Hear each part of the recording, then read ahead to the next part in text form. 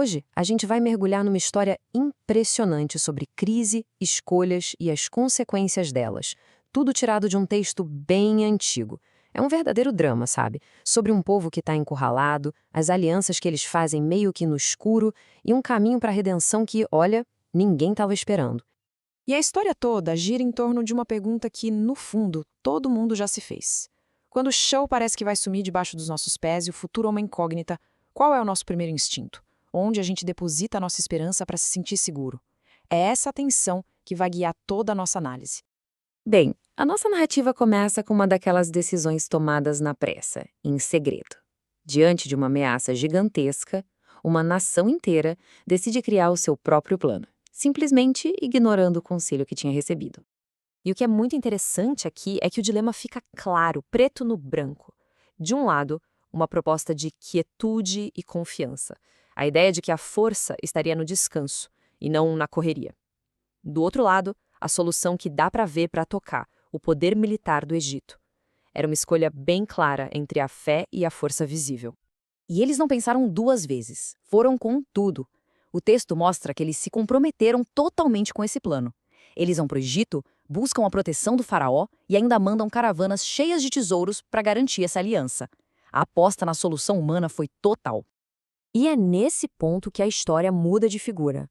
Entra em cena a voz do profeta, que chega com um aviso, assim, duro e direto, dizendo que todo esse plano, tão bem arquitetado, está condenado ao fracasso.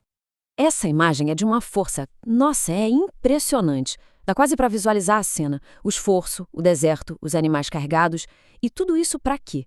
Para chegar a um povo que de nada lhes aproveitará. É a imagem perfeita de um esforço totalmente em vão. A profecia não faz rodeios. O veredito sobre essa grande aliança é curto e grosso. A ajuda do Egito é inútil e vazia. Toda a esperança que eles depositaram naquela força externa não passava de uma ilusão. Tá, e aí? Qual seria a consequência dessa teimosia toda? O texto não fala de forma abstrata. Ele nos dá uma das metáforas mais impactantes que existem para descrever um colapso que é ao mesmo tempo total e, de repente. A desobediência é comparada a uma rachadura no muro bem alto. E não é uma rachadurazinha qualquer, não. É uma brecha que já criou uma barriga. Aquele abaulamento que mostra que a estrutura toda está para desabar. A tensão é visível, o desastre é iminente. E aqui vem a parte mais assustadora da metáfora. A queda desse muro não vai ser lenta, não vai dar tempo de correr ou se preparar. Vai acontecer subitamente, num instante. O aviso não é só sobre o perigo, mas sobre a velocidade chocante com que ele vai se tornar realidade. E para que não reste nenhuma dúvida sobre o tamanho do estrago, vem uma segunda imagem. A nação vai ser quebrada igual um vaso de barro. A destruição vai ser tão completa que não vai sobrar um caco grande o suficiente para pegar uma brasa do fogo ou um pouquinho de água. Nada de útil vai restar. E é justamente aqui, no momento mais sombrio da narrativa, depois dessa visão de ruína total, que a história dá uma virada de 180 graus. O foco volta para aquele caminho simples que eles tinham rejeitado lá no começo. Essa frase é o coração de todo o drama. A solução nunca esteve na agitação política nem na força militar, mas no sossego e na confiança.